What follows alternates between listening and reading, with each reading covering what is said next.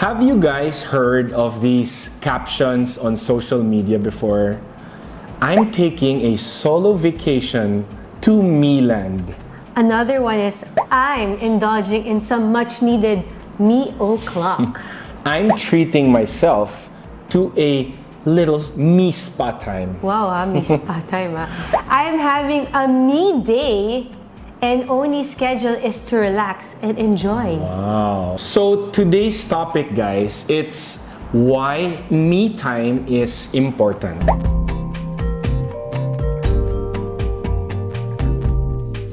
Yes, that's right. But more importantly, Doug and I will tell you the most valuable habit that we have formed in common when it comes to me time. Okay. So in other words, wait for the end. Yes. Okay. So, first, we are very big on family time, diba? If there's something that people see online, is that it seems like we're always with our children, diba? Yeah. Because we understand that our kids are growing up, we're getting old, Yeah. so we need to spend as much time as we can And- with each other or with our family. Yeah, and diba? not just with our kids.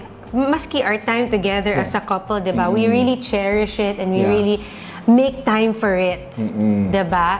But we understand family life can also be stressful and it can be demanding, leaving us not so much time for ourselves. At saka, diba, ang hirap nun, parang sometimes last na natin naiisip yung sarili natin, that's diba? true. So, in this video, we will explore the concept of me time and why it is crucial for maintaining a healthy and happy family dynamic. Yes, and I agree with what you said, Han. Diba? We have so much mommies. I think Team Kramer fans is like what, 90, Roda, ilan tayo?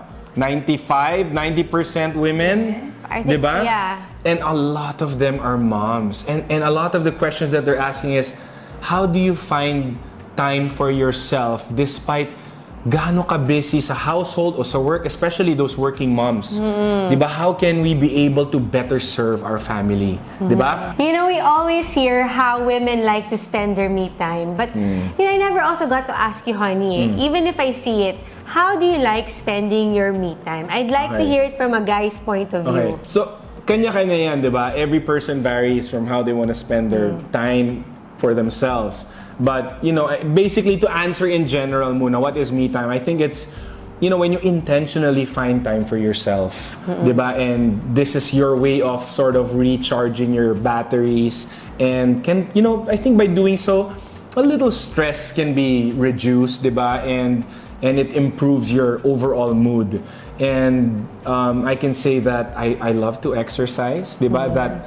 That fulfills my physical me time, Okay. diba? And I've turned it into a daily habit because I know that it benefits myself individually, and by improving my health, I know that it also has long-term benefits and I can be around for you and the children, Yes. diba? And also I have my passions and my interests, and I love to study, I love to watch different kinds of videos, so that sort of feeds my mind. And these are things though that I do on a daily basis that are beyond my responsibilities Wait, as a you father. also like to listen to music. I love, yes. Okay, so she mentioned, yes, tama. So that's part of my passion. I love to unwind. There are times that I'm alone in the basement and ang lakas ng music ko. Honey, ang lakas ng music, hinaan mo yan. And then I won't listen to her kasi I'm zoned in already on listening. And you guys, I'm sure, husbands, guys, di ba, when you wanna zone in on listening to music, parang wow, we need to fully immerse ourselves into our audio. And that's a guy thing, right? But like I said, these are things that I do on a daily basis that are beyond my responsibilities as a family man. But what keeps me grounded is different. Yes. Okay? That's our valuable habit the most together. valuable habit. But, I will let you go first. I will leave the last first, the most important. But before anything, I would just like to say, I think a lot of people don't know that you're constantly feeding yourself with new knowledge, with new skills, abilities, and everything. Doug, he's been studying. So he's been taking courses and talagang masipag siya when it comes to that. And the great thing about it is that set of skills and abilities that he has newly learned, he's able to share and impart to other people. So, you know, that's one thing, no, when we are able to use those abilities to bless also other people. That's why I commend you kasi masipag ka, very masipag ka. It came to realization din kasi parang I feel like I had so much free time like last year. All of these lockdowns, I just want to sit down and not do anything. But this year, parang things have opened up. I need to make use of the talents, abilities, and opportunities that God has blessed me with. That's right. And also, me time is very important rin for Doug. Kasi I cannot join him to sit down and listen to loud music. I don't like listening to loud music, guys. I cannot take it. I think, you know, that's also important that you get to do also what you want to do, diba? Tama. You allow me to do those things. Of course. It's important. Me naman, on the other hand, my me time consists of, I like reading books. I also like doing journaling. I do a lot of journaling. Either with Your journaling, guys, before she continues, her journaling, grabe. 3, 4 hours, 5 hours, grabe mag-journal yan. Okay, go, what else? So I like journaling. I also like doing crafting. So I like to embroider. I like to use my hands a lot. Mahilig ako manahe.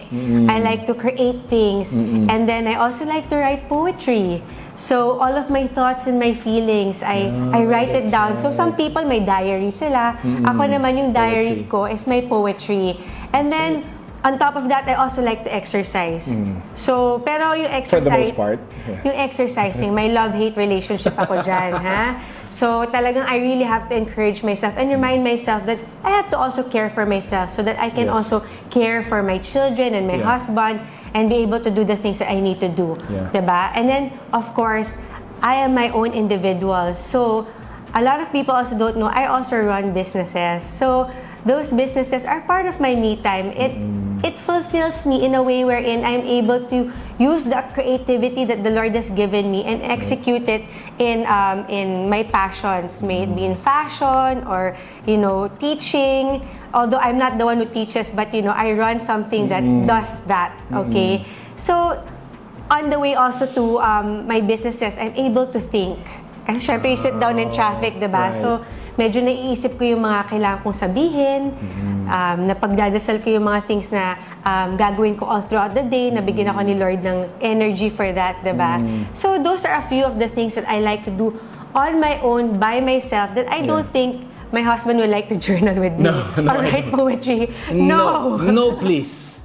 No, I will go down and listen to my music. Okay, I will exercise. So that's why, diba, guys? So may mga things talaga tayo na gusto nating gawin na hindi rin naman gustong gawin na ng mga kasama natin, diba? I'll paint you guys 2 different pictures here.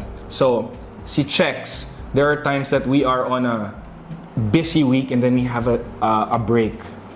Nandito lang siya sa room, relaxing. But you know, she can only take so much of alone time.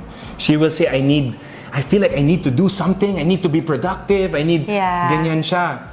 So, when she comes from her business meetings or her time with her friends, because me time doesn't necessarily mean just alone time. Diba? It can be time with your friends to unwind, it can be time with your business. Salon, diba? We like to do that. And when you come home after all of this, despite how busy you are on this alone time, parang there's a sense of fulfillment, there's a sense of accomplishment that I was able to be productive during this day. I think you're able to appreciate what I was telling Doug, you know, honey, I'm so thankful for work. I really thank the Lord for all the opportunities.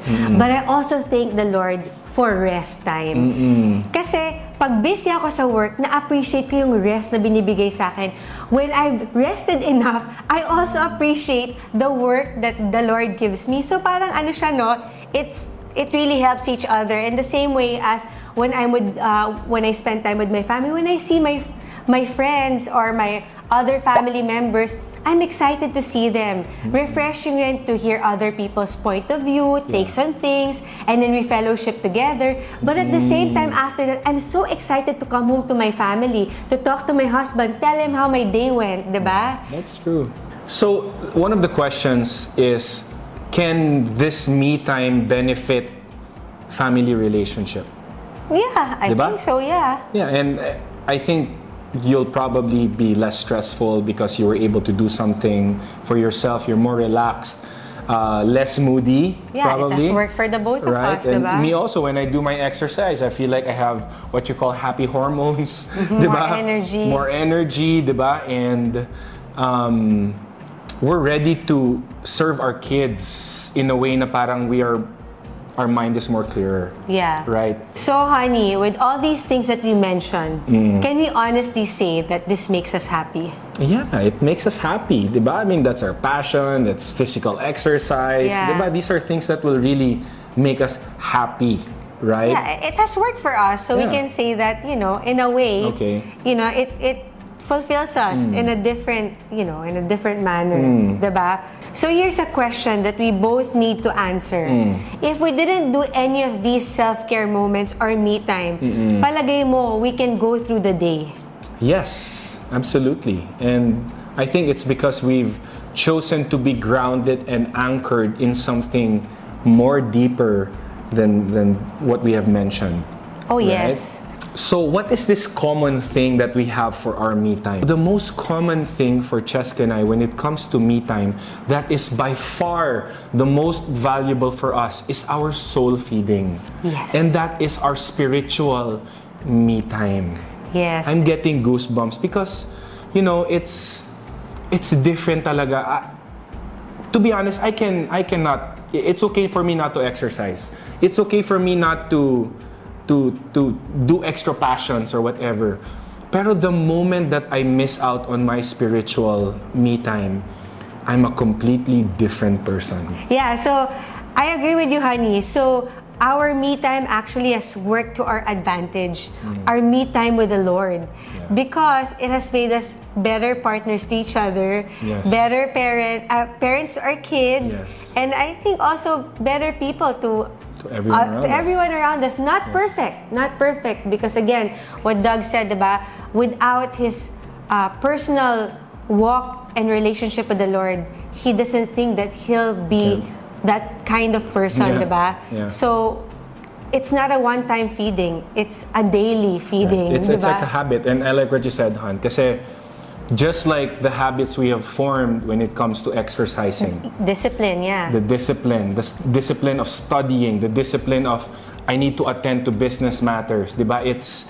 You have to do those things, right? You want to force yourself to do those things, and it's the same thing when it comes to your spiritual feeding. It also has to become a daily habit, diba? You have to be able to open your Bible, open your devotion, share it with your wife, share it with your family, share it to others, diba? One of my favorite terms is don't be spiritually constipated. Don't just know a lot of things about the Bible, but then you're not doing it. Diba? It's very different. So, fix your vertical relationship with the Lord and horizontal will follow. Exactly. Diba? But does it discount all of the me time that we want to do for ourselves to unwind? No, it's okay. Like I said, do your physical me time, do your mind me time, but don't forget your spiritual me time. Yeah, right? so for me, really, me time is the biggest part of my me time is my quiet time with the Lord. My time that I spend with Him. It is so important. Sobrang importante yan sa akin, honey. So in conclusion, and the most important of all is really quiet time with the Lord. Pray and study His Word. So for me, it's been very crucial to be able to have and establish that healthy habit of mine. The healthiest of all habits for me is really my time with the Lord. So with all the demands of being a stay-at-home mom or a working mom, talagang kailangan natin yung time natin to rest in God's comfort. And I love that I'm able to pray and lift it all up to the Lord and lay it all down to the Lord as well. If there's any verse that I really like that reminds me, to stay grounded and to really lift everything up to the Lord is the book of Psalms, where David says to the Lord, "Search me, God, and know my heart. Test me and know my anxious thoughts. see if there are any offensive way in me and lead me in the way everlasting. So, talagang yung pag-guard ko ng thoughts ko, napaka-importante yan because our thoughts, di ba, can be a lot of things. A lot of things enter there. Pwedeng bad, pwedeng good. So, yun talaga, I cannot do it alone. And with my own strength and understanding, I will fail. I really need and want my thoughts to be aligned to God and for God's will to be done in my life. So I realize I am more at peace that way, most especially with things that don't go my way. Yes. So marami tayong mga pinagdadasal na sana, God can answer our prayers. Pero, we have to accept that God knows better. And for me, dun ko nakokontrol yung sarili ko na hindi ako magselos, na maging thankful ako to see my blessings and everything. So for me, that's the best exercise. Diba? Exercise your walk. So make your me time really more meaningful, diba? Physical care and mind care, diba? When you want to feed your mind, those will not take care of the heart problem. Yeah. I can be the most physically gifted person and the most smart, but how is my relationship with my children and my wife Or how's to your others? relationship with the Lord? Yeah, that's why it has to start with your spiritual me time.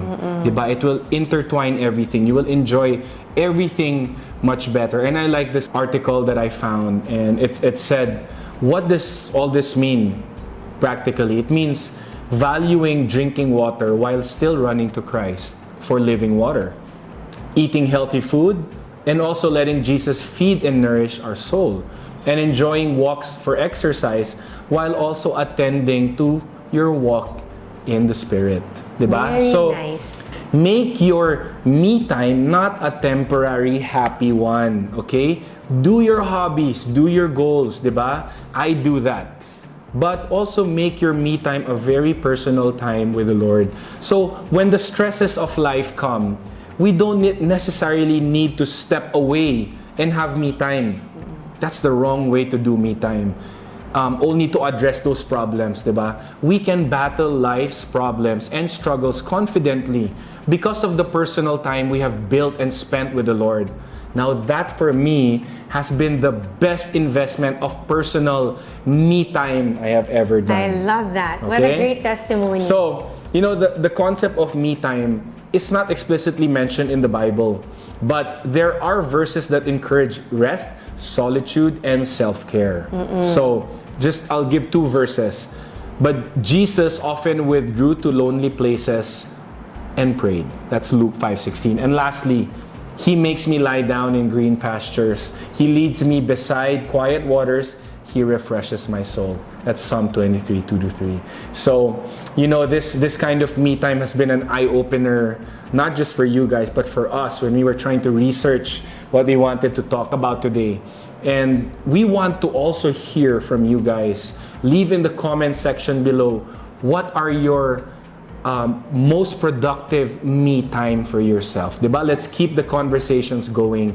And we're looking forward to another topic next week. Thanks Yes. for watching, guys. Thank you for watching, and we hope this Bye. blesses you. Yes. God bless.